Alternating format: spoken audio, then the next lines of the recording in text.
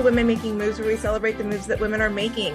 My name is Amy Pons, and I'm a Master Certified Life Coach and a Soul Healer. I'm joined today with Becky Mollenkamp. Becky is an accountability coach for smart, high-achieved business owners. She helps them go after their goals without burning out or losing sight of their values. Becky's also an intersectional feminist and conducts her coaching through that lens, such as acknowledging living experience and never using blame or shame as tools. Becky, welcome. Hi, thanks for having me. We were just talking about, we won't spend too much time on this. We were talking about an idol that kind of fell from grace. And I love the way that you say acknowledging lived experience, but never using blame or shame. That's kind of an ideal way to think about the person we were just talking about. Exactly. So with love and light, we hope they heal from things they don't realize might be coming up, and we'll see where they go in the future. What are you excited about? What are the moves that you're excited to be making right now? Tell us a little bit more about your work. What's happening in Becky's world? Everything's moving around and changing for me. So it's perfect timing because I'm very much in the throes of thinking about making moves and big changes with my business. And chief among those is for 2024, my word of the year is collaboration. And I'm really thinking about what are the ways that I can take the incredible relationships that I have cultivated this year through my word of the year of 2023 being intentional. I intentionally was all about like, how do I find a network of people that share values with me and that I feel really aligned with? And I've done like, that has worked so amazingly well. I'm a big fan of words of the year. I always find they really work out. And so that's gone great. But then it's like, now I'm in this place of, I don't want it to just be, I know you. I want it to be like, I know you. Like, I deeply know you. I care about you. I'm invested in you. You're invested in me. We want to help each other. So it's next year is really about how do I forge these relationships into something deeper? And how can it be about like lifting each other up and supporting each other in new ways? And so part of that is I'm shifting how I'm going to market my business because I'm really over opt-ins and all of the stuff, lead magnets and lead gen and, sales funnels and blah, blah, blah. Like I just am done, and I'm really getting done with social media, at least as a driver of business. And so I'm going to be doing monthly panel discussions that I'll be hosting that are going to be just a place to hold space and talk about things that we care deeply about as business owners, but not just like, here's 5 tips for growing your business, but like, what does it mean to be a feminist and married to a straight man? What does it mean to be a feminist and have parenting responsibilities and running a business? And how do we re-examine that? Talking about how to be politically active as a business owner and what does that look like? So I'm going to have these monthly discussions every month, but I'm also looking for other ways to collaborate. So there's just a lot of change, and I'm really excited about that. That's the beautiful part about having your own business. I'm almost a year in. I will say that meeting you, I love the collective that we meet on a monthly basis. It's a space where women come together, feminist women, where we can share what's happening in our worlds. And the way that you articulate the fact that it's not just being connected, sharing things, like really knowing each other's heart. The best types of referrals in my business have been where people know me really personally and they're like, oh, you've got to talk to Amy. And I wish I could do that more, have that more with the great women that I meet all the time. And we're still seemingly operating in this, got to meet as many people as we can. And I don't know, I feel like the paradigm is shifting toward the divine feminine, where we're bringing back in that nurturing, caring, and that we don't just need to pack our calendars with the quantity, but it's more of the quality as well. So amazing work. I'm glad you exist. I'm glad we're connected. I'm glad you're doing all of the things. And I also love to hear that as a business owner, so many women that are starting their businesses for 24, they're thinking they've got to have everything figured out, at least in my experience. Women I talk to, they're like, I've got to have a business plan. It's like the classic MBA taught how to start a business plan. And I like to blow that up a little bit. You don't have to have everything figured out. And it's always evolving, and as it should. So yeah, well, and that one right way is definitely rooted in white supremacy culture. And so let it go, let that go, right? There is no one right way of doing anything. I'm just tired of even hearing about best practices or just any of it. The only best practice is the practice that works for you, right? What feels good to you. And if it doesn't, then it isn't. Plain as that. I don't care if everyone says, no, Instagram reels are like the thing. You have to do them or your business will die. If it doesn't feel good to you, then it's not the right thing. It's not the one right thing, and don't do it. So I'm with you on that. You're absolutely right. And anyone that speaks in those extremes, I would give pause you are the energy, you are the value, first of all, in your business. And second of all, you are the energy that you put into yourself that will come out into your business. Hey, have you seen Lessons in Chemistry or read the book? No, but I have it in my queue to watch. So my husband and I just binged it and finished it last night, stayed up real late, and it's incredible. One thing I actually thought of you during many of the scenes, but do you find yourself ever, me as a feminist and especially spiritually enlightened, I really love to understand a person's why, especially understanding where we are in the world today. I still get really enraged sometimes about things I see or hear that are blatant, patriarchy or white supremacy or what have you. How do you manage that? Because you seem so cool as a cucumber and I'm so envious. I am certain my husband would laugh at that idea that I'm cool as a cucumber. Well, one, Lexapro. I've been on Lexapro now for like a couple of months and it's radically shifted how I show up. I've managed anxiety disorder my whole life. I've always self-managed. And this year I reached a breaking point where I was like, it's clear I could not self-manage this right now. It may not be forever, but for right now, I cannot. And I think it is exactly because of what you're talking about, the rage, just the challenges of the world and the heaviness of all of that over years. And also parenting and running a business, all of it just became too much. So Lexapro is a big piece of that now, but it hasn't always been. Part of it is a lot of the things that we all learned, right, around how to manage anxiety and stress through breathing and, being present and all of that. But also, I don't always manage it. I think what I hear is, how do you stay cool as a cucumber? Meaning, how do you not have rage, or how do you quiet the rage? And I think rage is beautiful. I don't think that rage, right? Like rage isn't something we need to be afraid of or that we need to run from or hide or try to like stop. I think righteous rage is where change comes from. I mean, when we look at responses to things that have been really horrible, we look at the response to the oppression that still remains, the things that make the difference almost always start with righteous rage.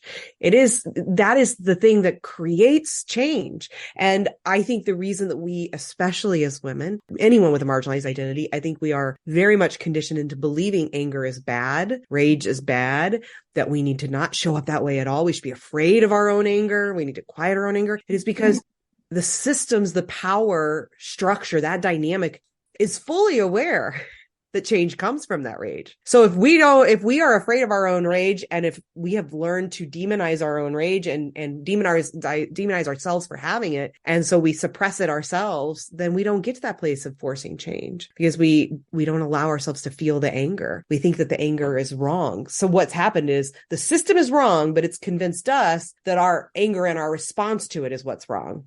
Which is wild because, what's interesting is in those moments, I really don't feel safe. And what's interesting about the rage that comes up, the people doing the oppressing, they don't feel safe when the rage comes up. It's like we actually have common ground. I have a deep corporate wound of being there for almost 20 years, abuse, things like that. And I was angry. I was so mad. Now I still have that beautiful rage, and Lessons in Chemistry helped remind me of that. Brought me to tears. I felt like a boiling sensation up through me.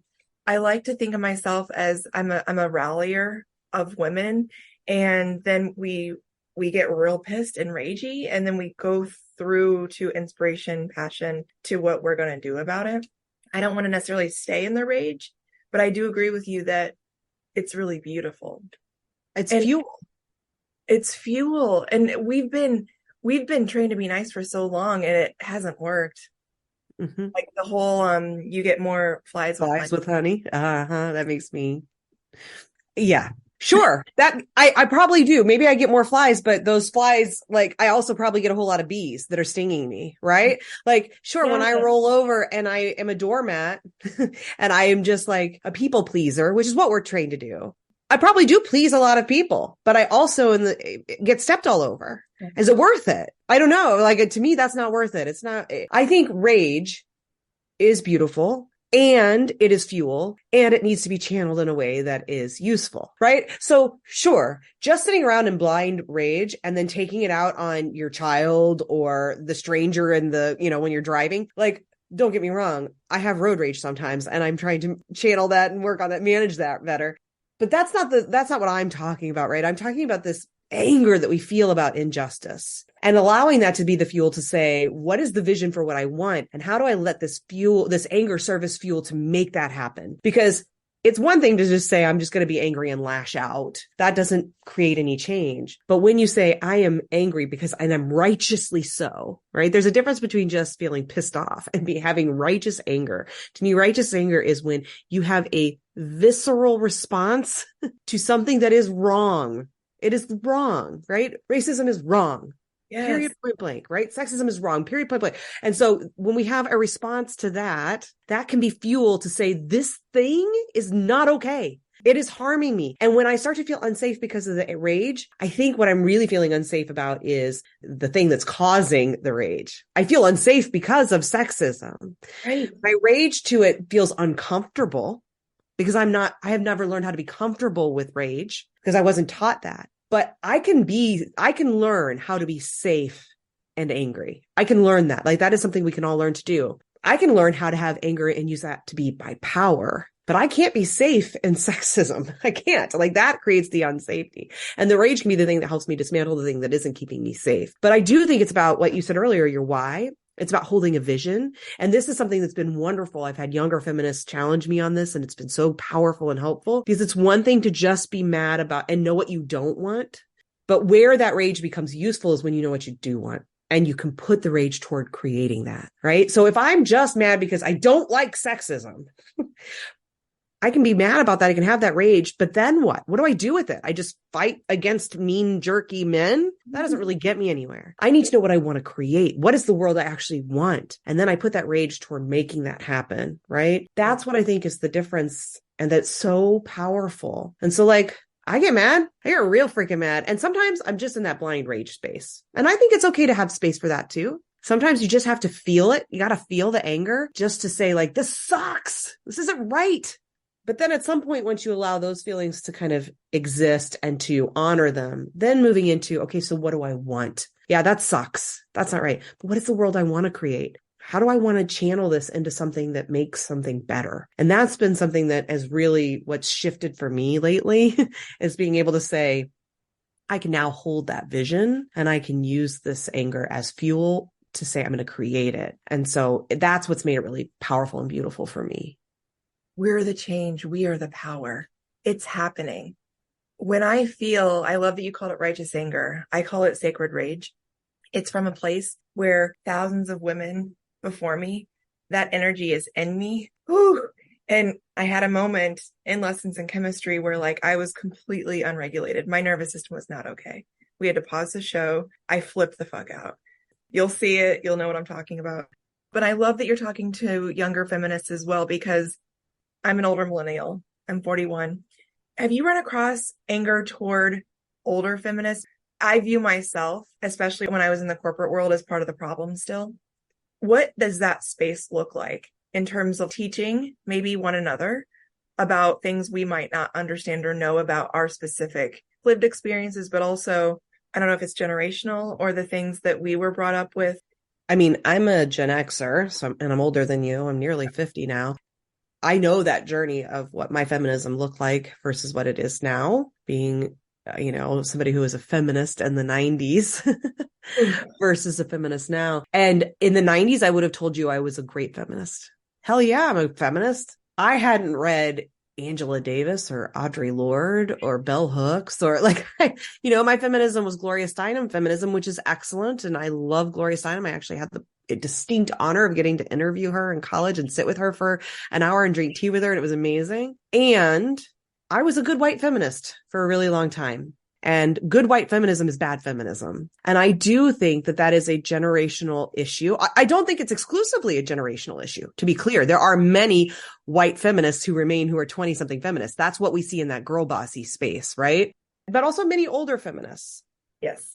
Because we grew up in a time where we had not had that same racial awakening and reckoning that has happened in 2020. But prior to 2020, for many people, for me, it started in 2014 with the murder of Michael Brown, a half a mile from where I lived, and being very much in that moment, and it being the thing that prompted my own awakening to recognize that my feminism was white feminism, and learning about intersectional feminism and understanding that if your feminism isn't intersectional, then I don't believe it's feminism. I believe it is about women's empowerment, which is very different than what I think feminism needs to be, which is about empowering women, but it's empowering all women. And it's about, to me, ultimately it's about equity, which means when we expand it beyond women and start talking about equity, that's what gets me excited. And that I think is what intersectional feminism is, because it's about equity for everyone, right? And that means no matter what identities you hold, it's about finding equity. But my feminism wasn't that for a long time because I hadn't been forced into that.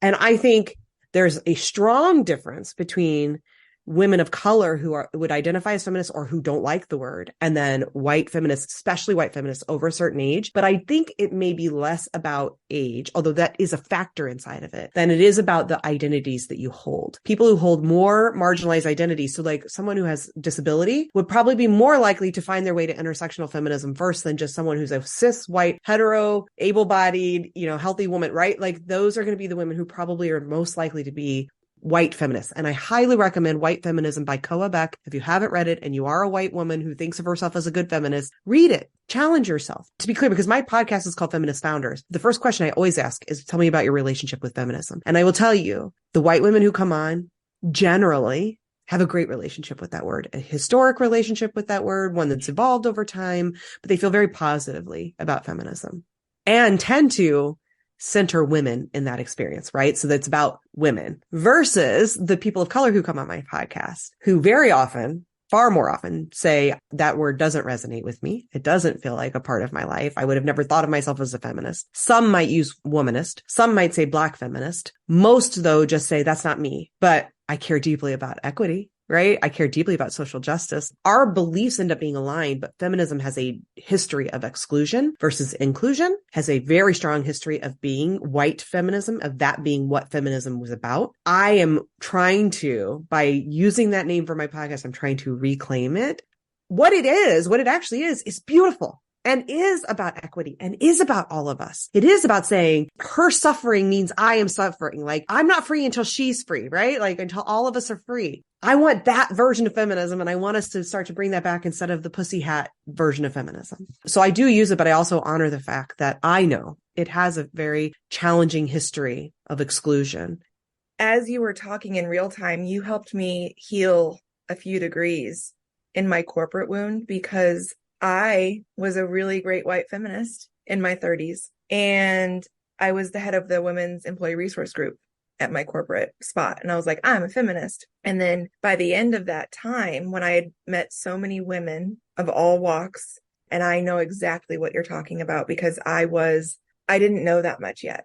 I still don't know that much yet, but it's building, and I'm knowing where I want to be, which is the equity of all women, but also all humans, that we're all souls here. We have a place. Can I just quickly offer a little something to you too? Because I know when we go down this journey, what can happen is we can start to feel a lot of like guilt and shame about how we got to this late, the mistakes that we've made, the harm that we have caused as white women, especially before doing some deep learning around white supremacy and your role inside of that. We cause harm. And even after that learning, we will continue to cause harm. Yeah. We will have to again and again own mistakes, apologize for mistakes, and learn and grow. This will be a lifelong journey, because guess what? The system isn't changing. Not today. I want to be a part of it, but I know that I will work my entire life to change the system, and it won't change in my lifetime. And I have to just continue to do it anyway, knowing that eventually it will. And I'm doing this for my son and for his friends and hopefully them, maybe the next generation, but at some point it's going to change. But the reason I share that is we are all harmed by and perpetuate these systems. No matter who you are, everyone has some degree of privilege. Almost everyone, right? There's some degree. Even if you are a person of color, maybe you had more wealth, or maybe you were a person of color who is Christian. At least you have the dominant religion as part of your. So like we all have varying identities, and some of them have different amount of privileges. But those of us with the most amount of privilege, which as a white woman is about as much as you can get beyond being a white man, right? there can be a lot of guilt and shame that comes up as you start to do this work. And that can be enough to turn some people off from the work. And that is where I want us to be careful, because when we let that guilt and shame consume us, make no mistake about it. And that's why I say part of my work as an intersectional feminist is saying no shame and blame, because the blame and shame are the sharpest tools of patriarchy. It is by design that we learn these things because it stops us. As soon as you start to feel shameful, shame is such an ugly, uncomfortable, like I think all emotions are valid. And I will say shame is one of the ones that has almost no validity, like no usefulness. There is some argument to be made that it can help create change, but only when it's actually powerful in that way. Most often shame shuts us down. It shuts us down because we can't handle those feelings of I am bad. And so instead of having that, what we will do is distort the reality to bring us back to saying I am good. What will happen is people will start down this journey and they start to feel bad. So then they say, I can't handle that. So I'll have to change my belief system to make myself good again. We have to allow ourselves to go through that discomfort and say, the system harmed me too. It harms every white, able-bodied, cis, wealthy. It harms man, everyone. All of us are harmed by this system. All of us internalize it, not because we thought it was great to internalize it, but because we are breathing the water from the moment we come out of the womb. And all of us perpetuate it until we know better and can do better. But if we let the shame shut us down, then nothing will change. There's not a person of color who's like, oh, thank you for your white guilt. Whenever you start, from that moment forward, you are saying, I am rejecting these systems. I am acknowledging I've also been harmed by them. I'm acknowledging I've perpetuated harms also, but now I know and I will do better. I'm going to learn and do better, and I'll still make mistakes and I'll do better. And you touched on this even before we take our first breaths out of the womb. Already in our DNA, we have our mom, our grandma, our great-grandma, our great-great-grandma. We have all of that in us. It's so much energy that it's already ingrained in you. And again, it's not an excuse. It's just more about giving the grace to yourself to say, again, once you know better, do better. Maya Angelou, just make sure to start somewhere, sometime. And when you have those moments of guilt or shame, lean in and own it. That's the best way that you can move forward. And I love also what you said about where you channel the energy. Those people that are the most dangerous right now, men or women, men and women, humans, are actually propelled to be able to awaken more humans to want to figure out what they do want in this life or the next lifetime or for their kids or whomever. But their role here is to ruffle feathers and wake people up. There's space for that, at least in my mind and heart. Yeah, I agree.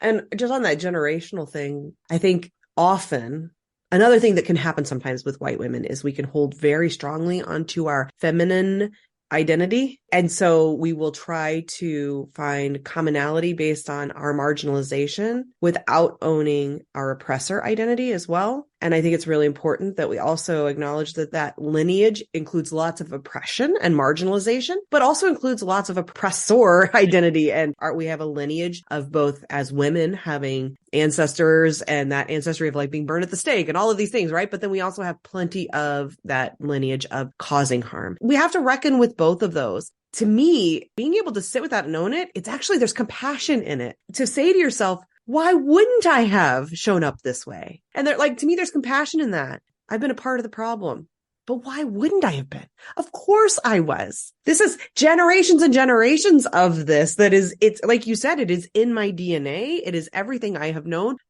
More change comes from compassion than from shame. I'm always putting my hands on my heart to be like, of course, that's how I showed up.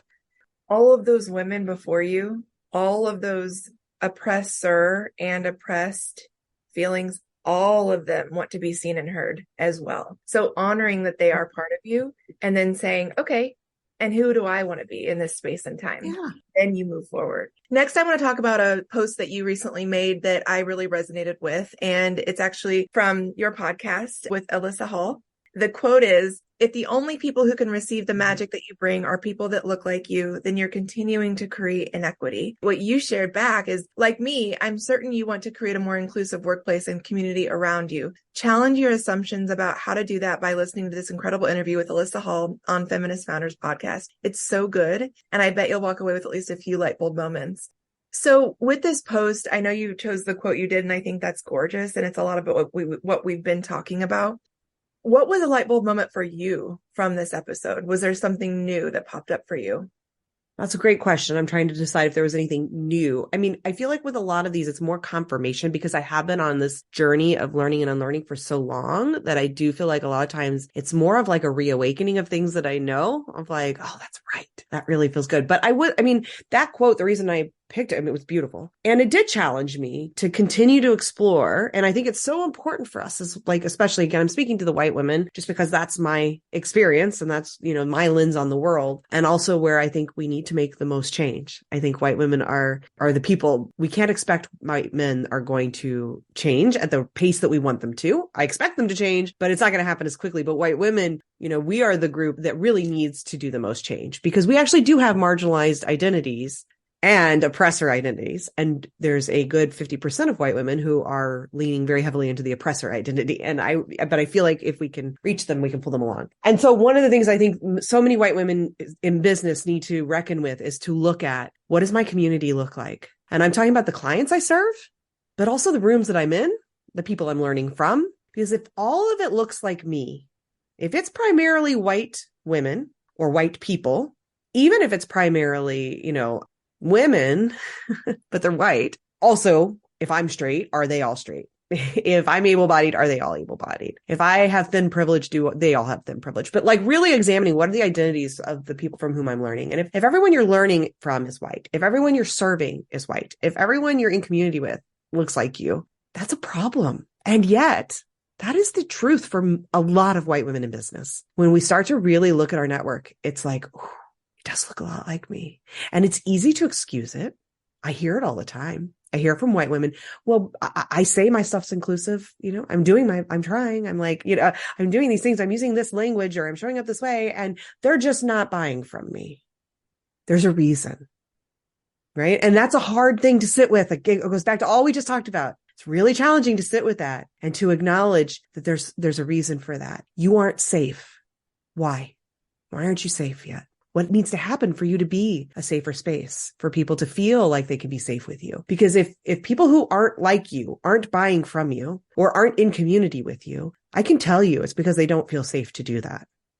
It's not just about build it and they will come. That's very often what I see. Well, they just don't buy from me. Okay, what efforting are you putting in to make that happen? But it's also about intentionality. That was my word of the year, intentional. I intentionally went about building a network because I'm not speaking on high here. I am speaking as somebody who's very much in the trenches of this too. And it wasn't that long ago that I looked at my network and said, looks a lot like me. My client base all looks a lot like me. This is a problem, right? And I've done a lot of the work and I'm, all the same things, but I wasn't intentional about efforting to make it happen, to go out and actually put myself into spaces, to be in community, to be uncomfortable at being the minority in the room. Like we have to learn how to do that as white women, but also how to say like, I'm going to intentionally go about not tokenizing people, but saying I want who I learn from to be more diverse, starting there. Because if you haven't done the work of learning and unlearning and learning from people who don't look like you, then you aren't safe to go and start being in spaces with people who don't look like you. So you've got to start with the learning piece. And I did. So once you've done that sort of work and have some more of those foundational elements, the language with which to speak about these things, the understanding, at least the beginnings of understanding of differences and all of that, then you can begin to go and say, now I want to be in community with people that aren't like me. And I think hearing Alyssa talk about that, I had been on that path, but it was this really stark reminder of, yeah, I know there's still more I can do because still while my client base is becoming more diverse, there's definitely more there. And that does tell me that if it's not showing up in my end results, it means my efforting isn't enough yet. And that, again, I could feel shame about that, or I can say, what a wonderful opportunity for growth. Around the work that you're doing, Feminist Founders, collaborating with women intersectionally, very intentionally, what would you say to folks who both support the work that you're doing, but also may not understand it or agree? Is there a difference? And what do those conversations look like? Well, you're going to challenge me here, Amy, because those conversations don't look like much to me anymore because I don't have many of them. I honor and appreciate, love on the people who are making space in their life to try to educate and bring along people into caring about equity and social justice. That's not me. That's not my role. And I'm okay with that. I get challenged on this a lot, especially on social media by strangers who feel really strong and comfortable with anonymity to tell me what they think, including calling me the C word recently, which is fine. These things happen. When you put yourself out there as a feminist, you're going to get responses from men who get real threatened. So, but I have often people saying, hey, you only want to live in a vacuum and talk to people who believe what you believe. And if you really care about these things, then you need to be like teaching people about why and blah, blah, blah, all the stuff. I hear and receive that. And I also reject it for myself. I think it is beautiful. There are people who are willing to do that. That is not something in which I feel safe. And I get to have boundaries too. I get to decide who I'm going to have in my life and who I'm not. And I, at this moment anyway, my nervous system can't manage that. I also have been harmed by patriarchy. Again, I was recently called the C word on social media, and that is not the first, nor will it be the last time that some man feels like he can do that. I am constantly still harmed by these things. And I do not have to subject myself to harm just because I believe in this and want to see other people come along. Those who are willing to do it, beautiful. I'm so thrilled. So what it looks like for me is I just don't have conversations with those people. That goes back to my intentionality. I am building community and space with people that we have a shared understanding of humanity. I will argue. I will have a debate with you about what is the best condiment for a sandwich. I will gladly debate you about which TV shows deserve to win Emmys. I will debate you about a lot of things. What I will not debate about, nor am I even really interested in educating you on, is about basic humanity.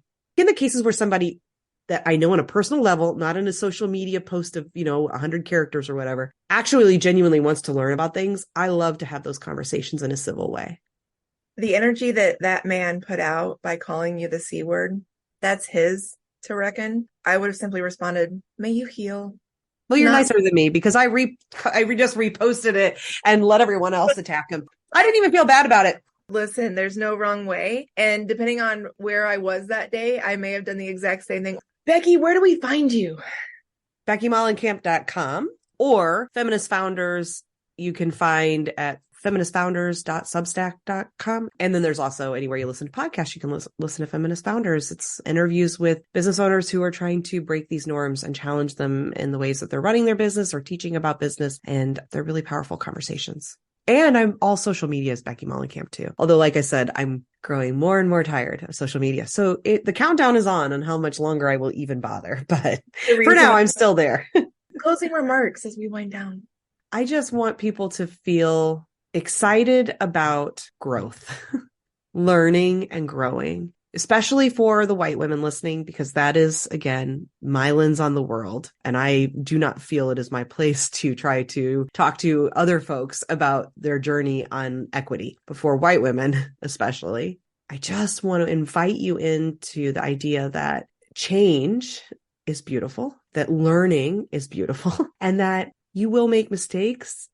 And that you will feel defensive. You will want to cry. All of the things that we white women do. And it's all okay. And don't quit. When it gets uncomfortable, when it feels hard, when it feels like, is this even worth it? Like, I can't ever get this right. Why bother? It's a beautiful opportunity for growth. But when I finally set down my defenses, I allowed people to call me in. When I started to own up to my mistakes, when I started to see those things as learning opportunities and growth, man, everything changed. It felt so expansive and beautiful. And by the way, that is also when more folks with more marginalized identities began to feel safer with me. Thank you, Becky. Thank you.